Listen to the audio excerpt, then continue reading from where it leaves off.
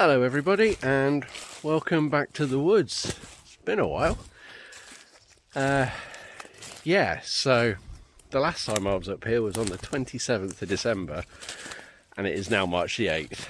So it has been a fair old while since I've been back up here. But you know what? Life and car issues have just got in the way, so it is what it is, I guess.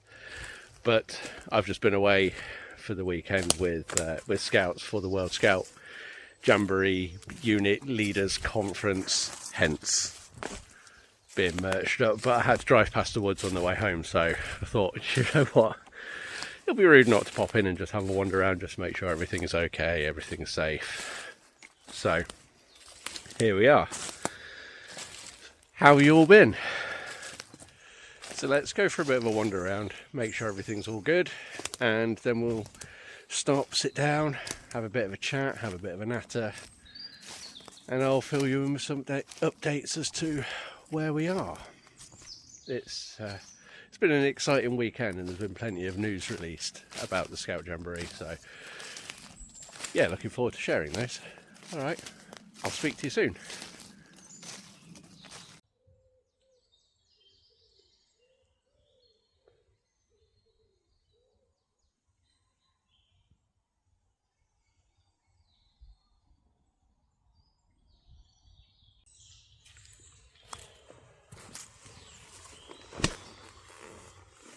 Hello. Right, so why haven't I been putting any content out lately? It's life, really. I've just been busy. So, for those who don't know, I'm one of the adults for Lincolnshire Scouts who's going to the World Scout Jamboree next year in Poland, and things have started ramping up. So, since the last video, we've had, I think we've had selection camp. We've also had our very first training camp with the young people that we selected, and now we're planning the next training camp that's going to happen in a couple of weeks at the end of March. So it's just been full on. I just haven't been able to get up here to do anything in the woods. There's so much jobs that I wanted to get done up here. I've got about 4 hazels that I need to coppice before spring really kicks in and before the sap starts flowing. So I'm hoping to do that very, very soon, but again, because of the training camp, it's a case of when can I do it? But not only that, it's actually been getting up here as well. Our other car has got issues. It's had issues for about a year, where it keeps saying that the DPF is blocked, and it's not, because we get it completely clean, there's absolutely zero pressure in there, and then a few days later it comes back and says it's blocked again. And I mean, I'm no mechanic, but even I know that a DPF isn't going to get fully blocked from completely clean to blocked within days. Diesels just don't produce that much particulates.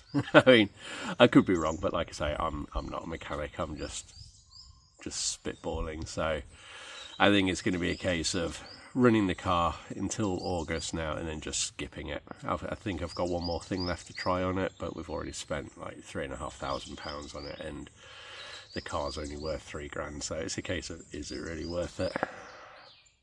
No. But it's a nice car, I like it, and I don't want to get rid of it, but we will do if we have to keep sinking money into it. It's just false economy if we carry on. So yeah, there we are. So this weekend was the very first get together of all the adults that are going to Poland for the UK contingent, and it was a full-on weekend. We had a number of classroom sessions where we were, I want to say, learning stuff, but it wasn't. They weren't teaching us anything new. I'm not saying this is a bad thing on the UK Scouts Association. It was confirmation of what we already know. So we know that the training works because they're just reiterating it, and that was a good feeling. Walking away thinking to myself, I've not really learnt anything this weekend, but it's confirmation of what I already know. So that's nice. It's a case of I'm not going into this completely unprepared. And I think the other guys felt the same as well. I didn't have too much of a discussion with them, but it was definitely a worthwhile weekend. Because we also got to meet a lot of people. And then we had a couple of nights in the bar. So we had Friday night in the bar, Saturday night in the bar. It was a full-on weekend, but nice and chilled. And then today was much of the same, but we finished at 1:30, and then we were all sent our separate ways. And I'm stopping off here on the way home. So yeah, there's been some exciting developments though. At the weekend, we've released the UK branding, so we know what our logo is. We know who our mascot is. I don't know whether you've seen it out on social media, but we've got Oddie the Otter. He's very cool. I like him, and we may or may not try and incorporate him into the Lincolnshire unit badge. We're going to try our best, but obviously that needs to be cleared by HQ. But if we can get the idea that we have cleared, it's very cool, and it goes well with their unit name. I can't show you the unit badge or tell you the unit name because we haven't had it approved by UK yet, but we haven't released it. Nobody outside of the unit knows what our name is, so that for now needs to remain secret. We also got our Jamboree neckers, which also includes Oddie the Otter. So there we go, Poland UK contingent. And we found out about our travel plans as well, which I'm not going to lie, went down like a bit of a lead balloon because we're going by coach the whole way, which sounds really, really painful. Thankfully though, we are not going to do it all in one go. We are going to have a couple of stop-offs on the way there and on the way back. They haven't released where we're stopping off or for how long. All I know is that we're going to be going so far, stopping, going so far, stopping, and then we should be at the Jamboree. We are not doing the entire journey in one go, thank God, because I think some of us would end up killing each other. I don't mean the leadership team, or I just think personalities are clash. Thankfully, the four of us, we get on really, really well. We've just gelled. It's been great. So we also found out things about like the cost breakdown. I'm not going to bore you with it because I imagine you're not interested because you're not going. But for us who are paying the money and need to know to explain to the parents where their money's going, it's been useful. It's been useful information to have.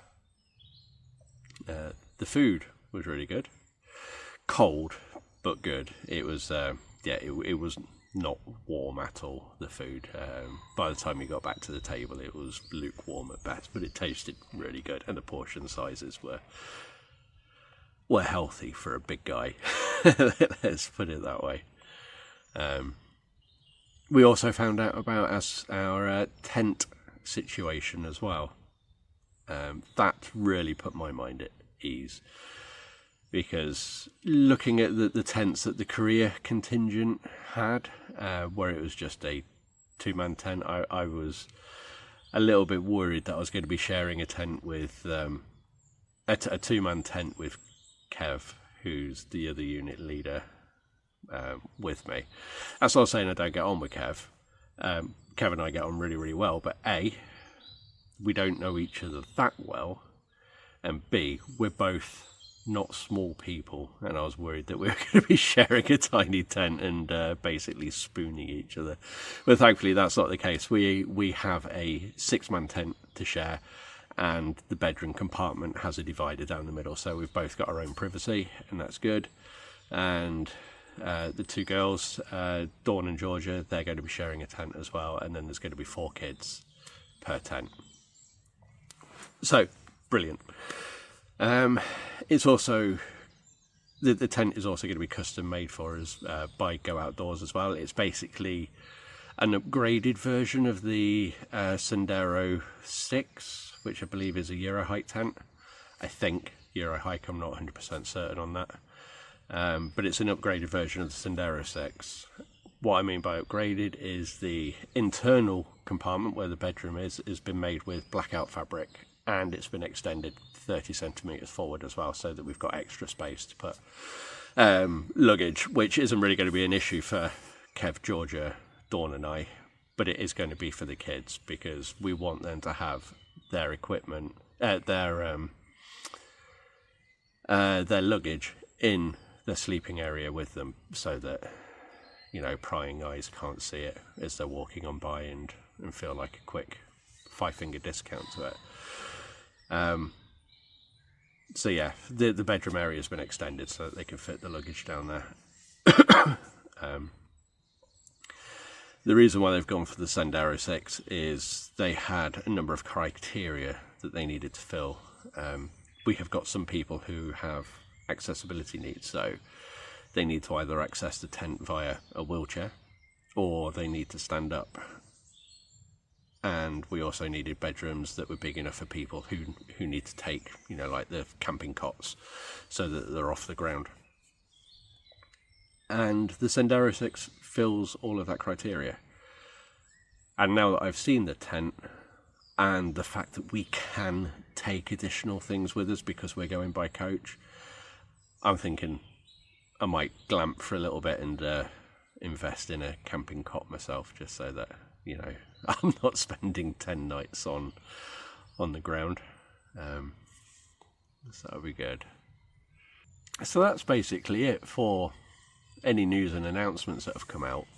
We did do a lot about fundraising, and how we need to incorporate that into a young people's program. And we all think that is a major part of their Jamboree journey, so we desperately need to encourage that.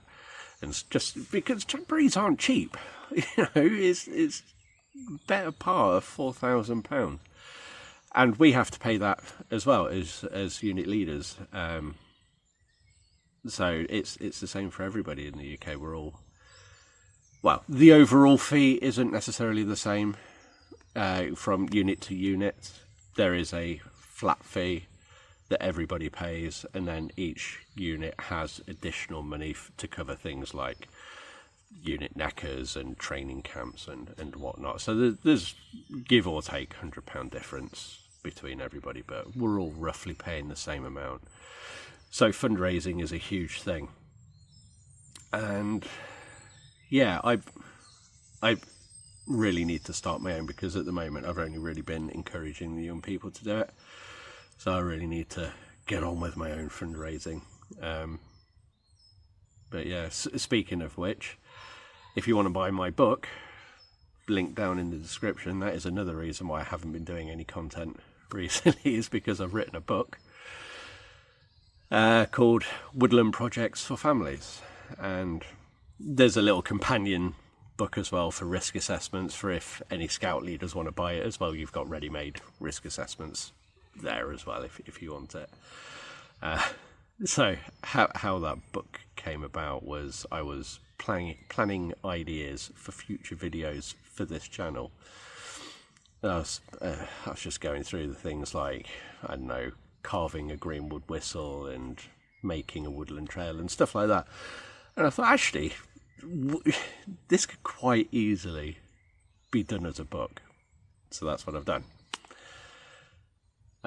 I don't have a copy with me to say, here, buy my book, but the link is down in the description. You can buy it off Amazon. And if you buy it, £2.50 goes in my pocket towards the Jamboree, so please do buy it. And if you want to give another £2.50, buy the risk assessment book as well. That would be very much appreciated. So that's the updates we've got at the moment. I haven't been up the woods for ages. I've done no work up here. Life's got in the way. Scouts is hectic. And we're about to do training camp too. But it's good to be back up here, even if it's only for a half an hour stop on the way home. So, anyway, good to see you again. Love you loads. Bye.